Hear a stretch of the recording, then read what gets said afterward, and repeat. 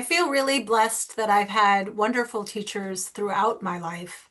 I think that the connection between educators and students is a really special and unique one because parents have to think about the whole person and they're worried about your physical health and your behavior and your hobbies and making sure you're well-rounded, but teachers can find your specific passions. I have always loved history, and when I had teachers who recognized that and encouraged that, it was really very formative for me. When I was a 10th grader, I was in an English class, and everyone had to write a final paper that was, a couple dozen pages and supposed to be very involved. And they were supposed to be literature papers. But my teacher got to know me and said, I think you might prefer to do a historical research paper.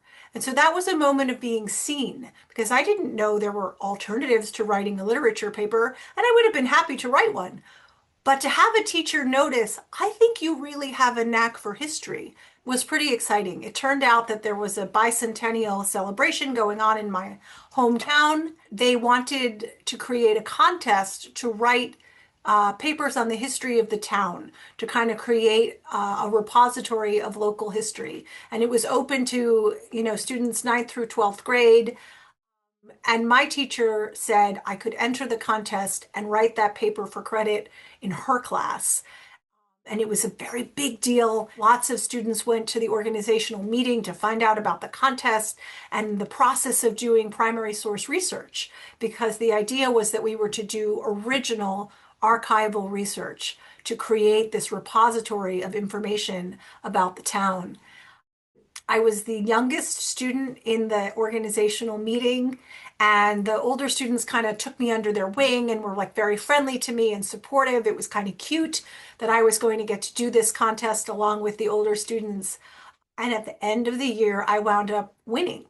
And it was so validating and so affirming, and I had so much fun. Gathering documents, interpreting documents, putting them together in a story. I kind of was bitten by a bug.